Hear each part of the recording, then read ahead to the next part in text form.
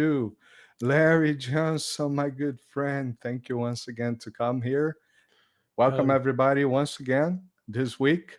We are going to talk today about, Israel, Ukraine, Venezuela, why not? And yeah. Brazil. That would be a fun show. How are you doing, my friend? Hey, I put the mirror under my nose, breathe, so I proved that I was alive. And kicking. That's Oh it. yes, That's a I haven't kicked anybody. That's you know, try not to do that's that. great. Shy away from That's violence. unlike Israel, man. What the hell is going You mean on there? unlike Israel? Yeah, Unlike, exactly. yeah, yeah. Excuse me every now and then because my English is not my first language, so people that's watching this pay very attention that sometimes I just speak wrongly. Unlike Israel, man, what the hell is going on there? We have the UN declaring famine in Gaza. Plus we just had an attack on a hospital, broadcasted, live Yeah. TV broadcasted. Yeah, no, I mean, look, Israel is deliberately murdering civilians. There's no other way to get around it. They are a despicable, evil regime. They are, in my judgment, worse than the apartheid government of South Africa. I mean, the South Africans never killed the white South Africans never killed the number of blacks that uh, compared to the number of Palestinians being just regularly murdered, starved to death by these Zionist monsters. That's the only way to describe them. That attack the other day, they hit the hospital and then killed one journalist. Other journalists gathered around trying to lend first aid. None of them were armed, and Israel killed them. You know, it's one thing to use, where your life is threatened, or the life of your family is threatened, and it's an immediate threat. You can't get away from it. You can't walk away. So yeah, in those cases, you can use violence to defend yourself. But that's not what's going on here. And unfortunately, it's one thing to go. We get on air and say, "Oh, this is terrible," but the governments, unfortunately, my government, the United States, is going to continue to enable this because they're completely compromised morally, financially by the Zionists. Groups like AIPAC, but it's not confined. It's not just confined to Jews. This is confined to. It includes the evangelical Christians um, that have been, ensnared in this evil. But other countries around the world, BRICS, I think, could put a stop to this pretty quick. All they got to do is impose an embargo on Israel. Just say this has got to stop. India, China, Russia, Brazil, they could do it today, and they don't. And so, they're almost as complicit in this as the United States because they have it in their power to do something and are not doing it. To be slightly fair with Brazil, and those who watch me, know that I am highly critical of the government in Brazil right now. To be slightly fair, the government of Brazil was extremely outspoken about, compared to the other countries, extremely outspoken about this. And what I always say is words are not enough. Brazil has Expression is talk is cheap. talk Okay. is cheap. Perfect. That's the point. But recently there were some, not enough yet, but some business cuts between Brazil and Israel. And at this point, I would say that why do we still have their ambassadors Yeah. there? Yeah. Break relations, send their ambassador home, close their embassy, close it. Cut off all exports from Israel. No more exports. Stop exporting anything from Brazil to Israel. Cut off. End all financial relations until Israel stops. If Brazil did that, if India did that, if Russia did that, if China did that, then I guarantee you Israel would have to stop. But they continue doing business. So, That is my question, Larry. I can understand the symbiotic relation between Israel and United States, and there's always this talk that oh, Israel controls the United States controls Israel. It's a symbiotic relation. But what about the other countries? Why are they afraid? I would say afraid. I'm not even sure if that's right. There is pragmatism, realism, whatever you want to call it. But at this point, Israel is that relevant to these countries to no, keep this pragmatism or realism or whatever call it. it's all about money. It's all about money. And so Again, is that relevant? yeah. I mean, these countries put their financial interests ahead of their moral interests. So, I wish, the way my brain works, and I wish I could have an editing suite. So as I'm talking, then I say, it's all about the money. And then at that point, up on screen would pop that scene from Cabaret with Joel Grey and Liza Minnelli. Money, money, money, money, money, money, money, money, singing that, performing that. And because, that has to be it. It's not that they're morally pledged to the Israelis. So it's just, it's unfortunate, but it is, it's the reality. Like I said, the talk is cheap. They can condemn all they want. I saw that yesterday, though, Israel finally declared Lula as a persona non grata. That's about the 5th time they do that.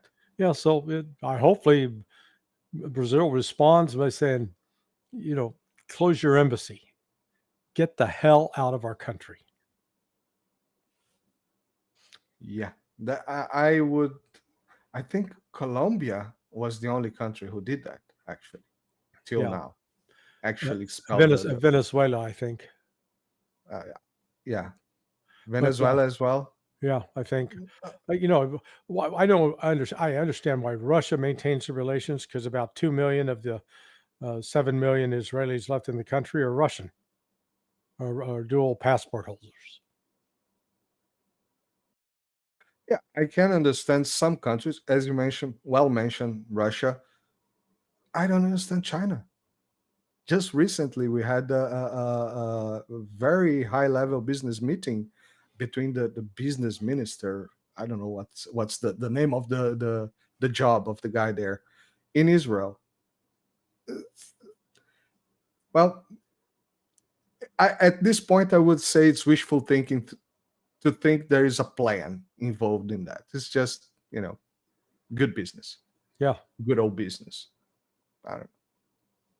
But I totally agree. At this point, there should be some reaction. Sure. Some reaction. Though the only country that's actually doing anything is Yemen, the Houthis. They're the only ones. Everybody else, talking a good game, but not doing much.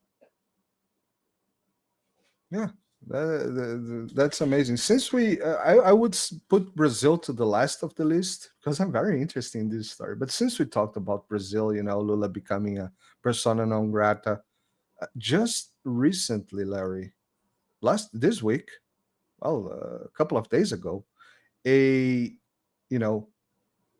unknown CIA airplane landed in 3 airports in Brazil, in the south, Rio Grande do Sul, in São Paulo, and in Manaus, which is in the Amazon. What kind of plane? It's a 757. It's okay. It's not military, I would say. How do they know it was CIA? That's a good question. The news portrayed that would be my first question. Is this some BS? I don't know. The media just say, there's a I don't know. Unknown CIA. I don't know if they painted outside CIA. Yeah, CIA doesn't fly around in a especially marked CIA aircraft.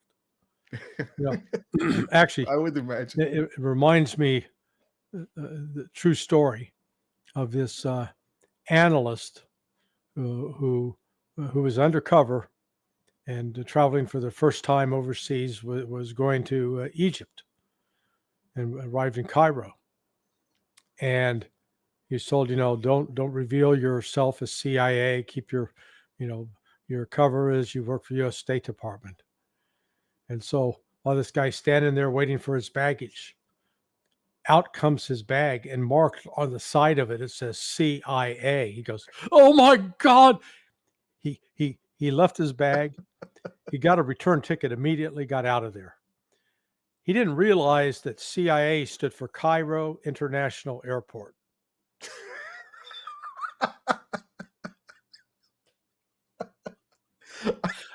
Okay. So, this, if the CIA is carrying out some, sorry, I'm killing you here, huh? You are. If the CIA is actually carrying out some covert operation, covert activity, there's a whole host of what's called covered aircraft that are owned by different companies that have no obvious affiliation with the U.S. government. So as I said, I'm curious the story that this was a CIA aircraft and what it was, it just strikes me as nonsensical. I thought you were having a good time vacations in Brazil. That's yeah. Well, Foz do Iguaçu, o Paraná, o Estado Maior do Brasil. You already said that here. First time you came here, you said that. Yeah. I said, don't do that again. Hey, everything it's all right. In the United States, they say everything's big in Texas. Everything's the biggest in Paraná. Especially the code. The code is biggest there. But damn code place. Oh no, it's not bad. We got that dam. For me, it's terrible. You got the dam at Itaipu that stretches from one horizon to the other. It's amazing. It's amazing. Yeah. I think it's, if I'm not mistaken, is almost as big as the Niagara Falls, but by a little. What, the Iguaçu? Yeah. Yeah, no, I think it's bigger. I think I looked once, and it's almost about the same. Almost, it's hard to. But I'm talking about the hydroelectric power plant, Itaipu. Oh, that's fantastic. Yeah. That's a magnificent engineering work. Yeah, it's got to be one of the. I think it's got to be one of the largest in the world. So it's one of the most. It produces a lot of Brazilian energy. Yeah, a lot of Brazilian energy. Yes, I don't think I should be saying that here. I just gave up some Brazilian secrets that it's on Wikipedia. But no, yeah, that's not a secret. I mean, hell, I got briefed on it when I was there as a tourist back in 1984. We're 41 years ago, dude. Not a secret. Yeah, exactly. Not a secret. I was, learning to talk and walk by the time. Yeah. To grow up and bullshit people on the internet. Yeah, well, actually, the internet barely existed back then. I don't know. Yeah, we were still using. When I joined CIA, we were still initially using typewriters in 1985. Then we graduated to got the first word processors. Used to be a machine called Wang. Wang was a dedicated word processor machine. And again, when that came out, boy, people were like, oh my God, this is the most wonderful thing in the world. You can write electronically and erase. So yeah, and erase. That's very important. And erase. Yeah, you've grown up in a world that you've never known different. I had my share of typewriters.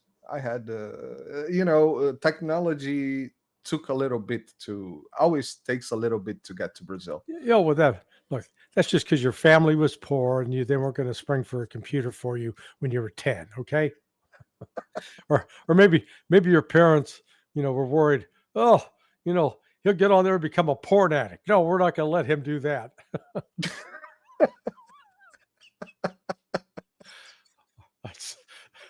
You're on fire today, man. Yeah, sorry about that. Can't take me anywhere. I know you like this show just because you can say all that freely. I like talking to you. Yeah, it's always a pleasure, man. Thank I you got very much for I, that. my collection of my boys. You're all about the.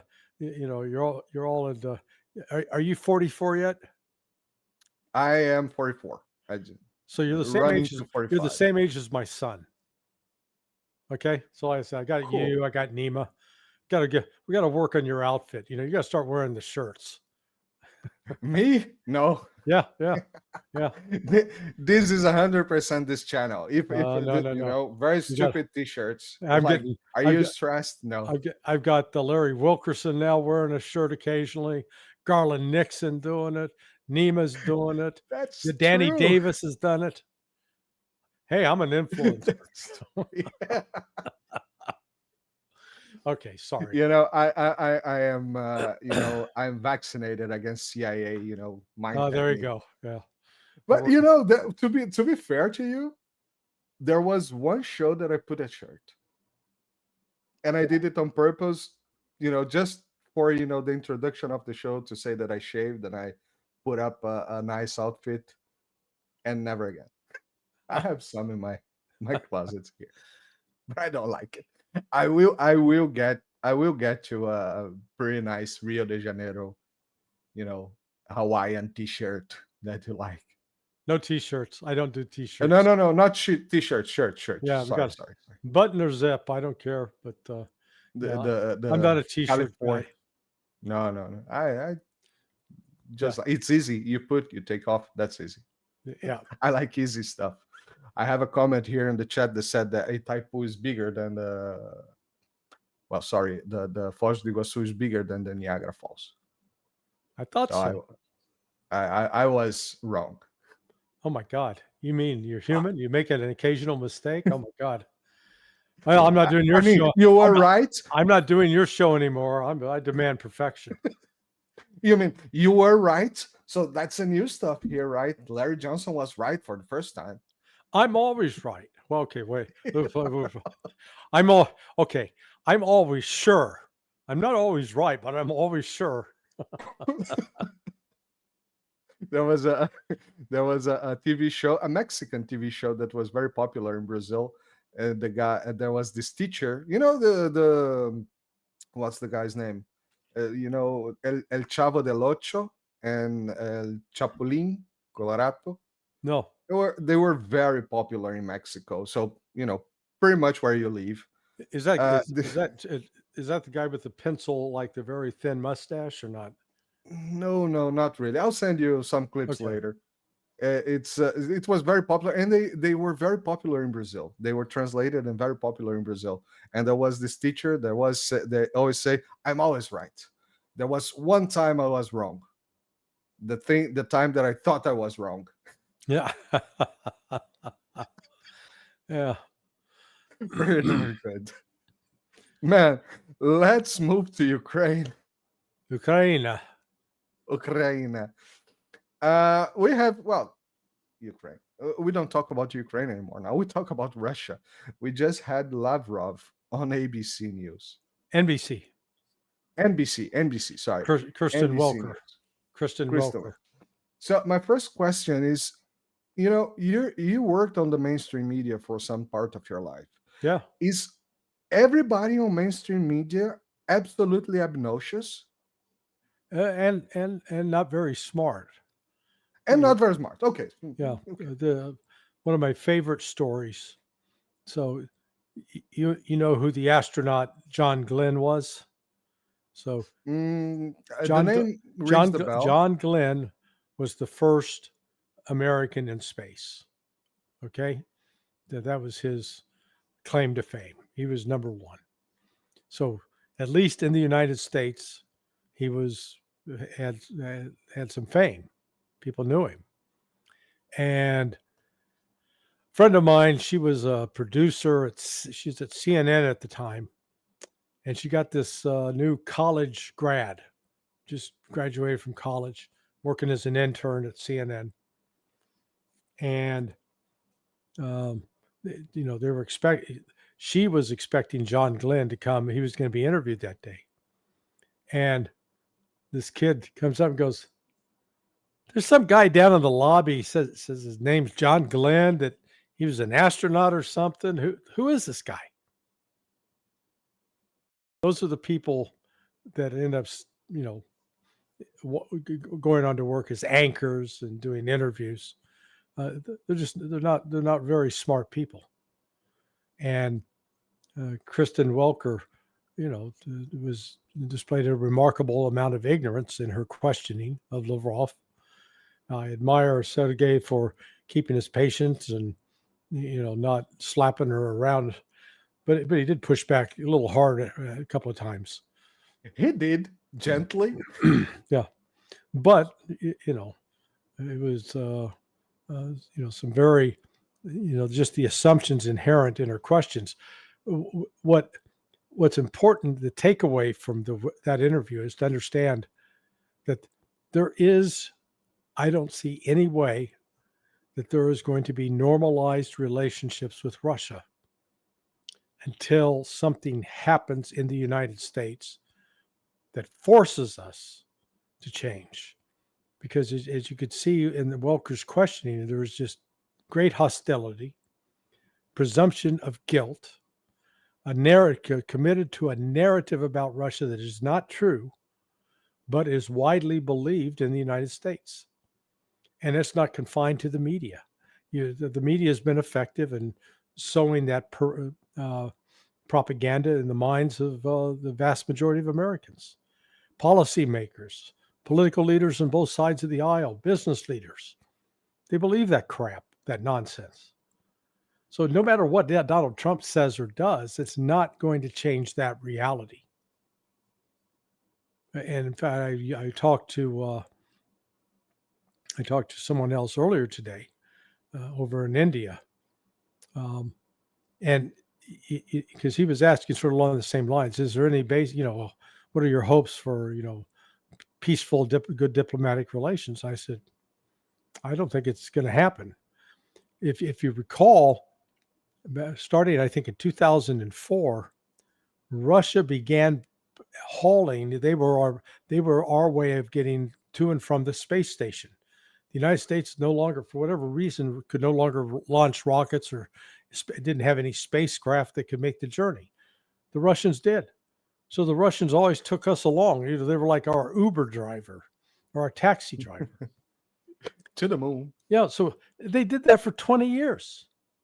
Do you think that earned Russia any goodwill? Hell no. We kept describing Russia as our enemy and all the bad things Russia's doing. Never any acknowledgement, recognition of what Russia did to, basically keep us in the space program. So that's why I say that, gestures, trade, there's got to be a fundamental change in the messaging. And right now, I think a large portion of that messaging is controlled by, I will describe it as Zionist viewpoints. And so the Zionist viewpoint crosses both Jewish and Christian lines, and it is decidedly anti-Russian. The relationships between the Zionists and the Trotskyites is pretty tight, going back in history. And the Trotskyites have never gotten over Stalin whacking Trotsky in Mexico. So that, that's legacy sort of lingers on. Yeah, we just had a debate. It's not a debate, it's an ultimate fight bullshitting people. It's popular in Brazil right now. I don't know why people like this. Go watch UFC. At least there is blood, punch, kicks, violence. So what was the debate between who? It was a debate between a Trotskyite. It's hard to say that word, and a Stalinist. And why? It wasn't. averagely decent debate. But why? What's the reason? I mean, they Why really are we did. They talking really about did this that right recent. now? They did that recently. It's 5 days ago. No kid. It's not recently. Is Yeah, it no, is it only in Portuguese or? I will send you. I will send you. Yeah, It's in Portuguese, but I, you can get subtitles on YouTube. yeah, you understand what the essence of the debate is, or do you not? No, not too much actually, because they speak about mostly the same kind of stuff, but one was looking at one way, the other was looking the other Well, way. the difference is this, as I understand it. They both embrace the communism espoused by Marx and Lenin. But for the Trotskyites, they saw this as an international revolution that must be pursued. Exactly. Whereas the Stalin view at the time was, we don't have time to go screwing around changing the world. We got to fix ourselves. We got to fix it here at home. And it is, the West goes out of its way to portray Stalin as pure evil. Stalin was not pure evil. I don't put Stalin in the same category as, say, Adolf Hitler. Stalin was, Not even reason for that. but Stalin was, he was let's call him a criminal pragmatist.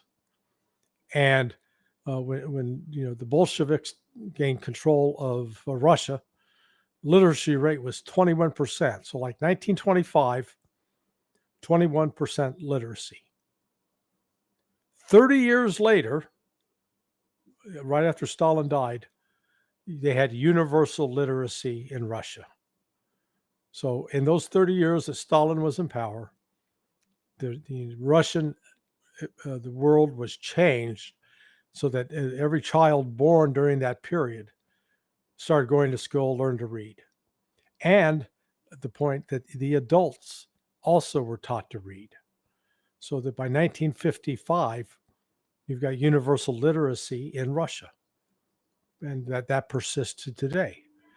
In contrast to the United States, remember the United States has got, sorry about that, my phone was going off. Nah, it's all The right. United States now has 79% literacy. Okay. Also under Stalin, what he did was, Russia was largely an agricultural society. And he recognized that the future of the industrial age was upon him, and literally moved Russia into the forefront to become one of the leading industrial powers of the day, one of the leading technological and scientific powers. So yeah, Stalin did a lot of horrific things. He was, responsible for the deaths of millions of people. So not trying to present him as some great humanitarian, but there are things he did as well that were for the benefit of the Russian people that lingered on. And that was the argument with the Trotskyites. No. We're not going to get involved with this, with this international communist war necessarily, even though the USSR was always accused of that. And it's, the connection between the Trotskyites and the Zionist Jews in Russia led in part to the purge of the Jewish doctors in, was it 1952, 53? So, I mean, it's complicated, but I'm fascinated that even in Brazil today, there was two people that thought worthwhile having a debate between a Trotskyite and a Stalinist. Yeah, this kind of thing, podcasts, they have this tendency in Brazil because it became something fashionable and people like it. As I said, just go watch UFC. There's violence, blood. It's much funnier. And this became, this you pick someone from some kind of stream right against someone from stream left. In this case, they put two people that were supposed to be left, and debate this. For me is insanity. Why are we talking about this? Why are we not talking about ideas and how to go forward? This is Hmm. just stupid. This is it's just mediocre.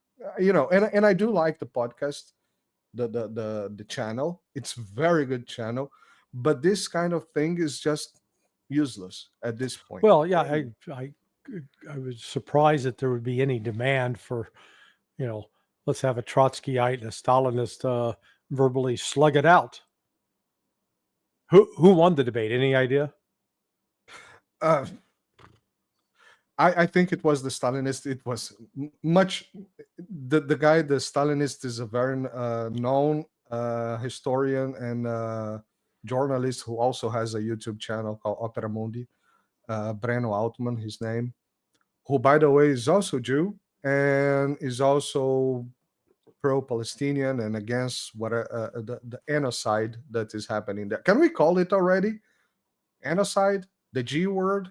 At this point that we had, journalists being bombed on a hospital during broadcast, can we start doing this? Please, Well, at YouTube? least International Criminal Court (ICC) is describing it as genocide. So I guess if it's the court can have that judgment, it's probably okay to come to that conclusion yourself. Exactly. But one thing called a lot my attention, Larry, and that's the second time you said that's last week, but I didn't have a punchline on that. And you're saying against this week, 79% only literacy in the United States. Yeah. That means 11% of the United States is for 20, almost 400 million. 21%. 21, sorry, 21%. Damn. Did I just say that? And of 21%. that 79%, I think there was the majority of that can only read at the 6th grade level. So anything that's written that's technical, difficult to follow, they can't read it, can't comprehend it. Does the NBC chick counts as 79%? Yeah, well, she's also probably counts as that with the 6th grade reading level too. So literate, but still not real smart. I could get better 6th grade readers in Brazil than that. But anyway, okay, let's not pick on her. Why not? Yeah, But, well, okay, let's not pick on her. Yeah, let's pick on her. Why not? That's a good reason to pick on her. Okay, go ahead. Dude, come on. You have the phone number of the guy on your speed dial app. Just call Lavrov. Said, there's this Brazilian guy. He's gonna say some stupid stuff, perhaps. He's gonna try to be funny every now and then, but he's going to do a much better job than these NBC guys, and he's going to bring the word. Tell him to come to the press of mass destruction. I'll pass it on. Yeah, right. I know that. The last one I could even believe, but this one, I don't think so. Yeah. Or perhaps next time you visit the Kremlin, call me on. Man, yeah, we took a little too much time on joking today, but that's the best part of the show. Let's go to Venezuela. I've been there. I've You've been there. I haven't been there. Caracas, Barquisimeto. Really? I don't know what the hell Trump's doing. The only way I can figure out this is a play for the oil. I hope he's not serious about trying to use U.S. military force in Venezuela, because it will be a disaster for the United States. Now, my information is a bit, let's see, it's been over 23, 24 years since I was last in Venezuela. But, when you fly into the airport, the international airport is actually down along the coast. And then from there, you have to drive up into the mountains, and you drive up a mountain road. My God, for the U.S. to try to, go there and land and get up to that capital, to Caracas by vehicle, they'd be ambushed right and left. And flying into Caracas isn't that easy of a feat either, because if you come in helicopters, they'll be vulnerable to surface-to-air missiles or rocket, shoulder fired, SAMs of some sort. Because Caracas sits, as I recall, you get through the mountain, it sits, I called it was like a city inside a toilet bowl. Una ciudad adentro de un inodoro. So Yeah. it's surrounded on all sides by the mountains. Not one of my favorite cities in the world. I enjoy Buenos Aires, yeah. But so Trump had, and with Tulsi Gabbard, they fired the head of the National Intelligence Council. So the NIC is a council made up of, you'll have a national intelligence officer for Latin America, you'll have a national intelligence officer for Africa, one for Europe, one for Russia, one for Asia, or they may have split it up into a couple of different regions, Southeast Asia, Southwest Asia. And so each of those are, geographic area experts. And then they'll be asked to oversee the drafting of what are called national intelligence estimates. And so apparently there was a national intelligence estimate done about Venezuela, with the question being asked, is Nicolas Maduro, the president, helping run these drug cartels? I haven't seen the estimate. All I can go off is they said that the guy that was fired, because his views about Venezuela didn't jive with that of the White House. But that tells me that the estimate probably said something along the lines that while Nicolas Maduro certainly has benefited financially from associations or through individuals connected to these various drug cartels. I mean, the big ones they're in Colombia, they're not in Venezuela, and they're in Mexico, not Venezuela. But there was he was not some big narcotics mastermind, which is now what the United States is trying to use as an excuse or justification to attack Maduro. So, it is, I guess Donald Trump feels that he's got to start another war so he can end the war, so he can then say, see, I stopped 8 wars. He's like the arsonist that goes out, sets a building on fire, then shows up to put the fire out, and then wants to get credit for helping the firefighters. With gasoline. Yeah. Come on, baby, light my fire. Don't do that. They're gonna get struck by outer rights or whatever it's called. It's all right. I just cannot play the song, but it would be fine. You can't do the music. Can't do the music. How about if I start singing it? Yeah, come on, baby, light my fire. Yeah. I think YouTube is going to take down my channel because I suck, not because of copyright. No. You're fine. No, because I suck singing. Oh yeah, okay. Well, maybe that is true. That is. But true. you don't advertise yourself as a singer. Exactly. That's the great point. That's a great point. You could make a case that if you cut your hair, you'd look a little bit like Luciano Pavarotti in his prime. Well, thank you for calling me fat. No, I didn't say fat. You got the same facial characteristics. I got the beard, the beard. Yeah, that's true. Yeah, but it's interesting, this thing on Venezuela. What caught my attention was when Trump said that Maduro was also ahead of the Sinaloa cartel. I was like, what? Yeah, sorry, the Mexicans don't. They're not wild about Venezuelans. Maybe Venezuelan women. I mean, look. I mean, they're understandable. The Venezuelan women are notorious for having the biggest booties in South America. Yeah, no, that's the not booty. True. The booty kingdom. The booty kingdom. Yeah, I mean, just because they're too little. We are bigger. More booty than Brazil.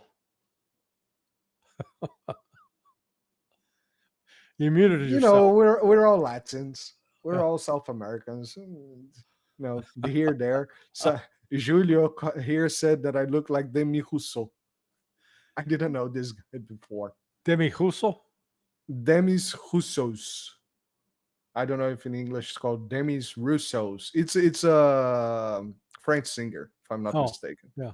An old time French singer. No, not familiar with him. I don't know. Limited in my cultural education.